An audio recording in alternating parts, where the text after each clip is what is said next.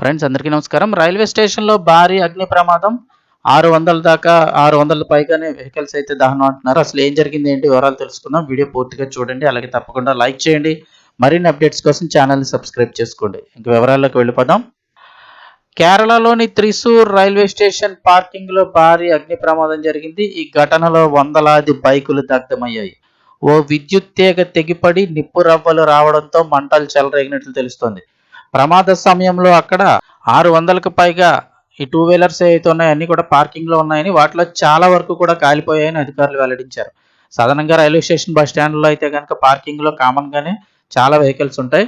అక్కడ అగ్ని ప్రమాదం జరగడంతో 600కు పైగా వెహికల్స్ చాలా వరకు కాలిపోయాయని చెప్తున్నారు.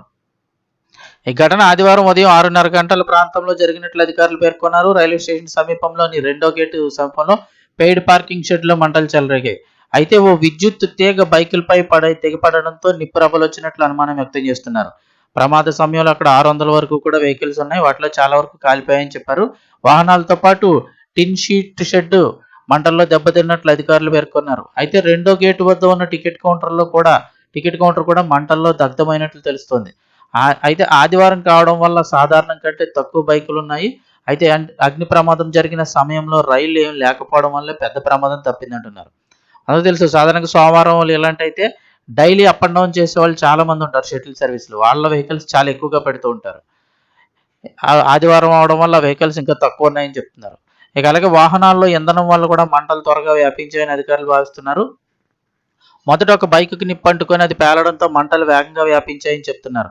సమాచారం అందుకున్న వెంటనే అగ్నిమాపక సిబ్బంది, రెస్క్యూ సిబ్బంది కూడా సంఘటనా స్థలానికి చేరుకున్నారు.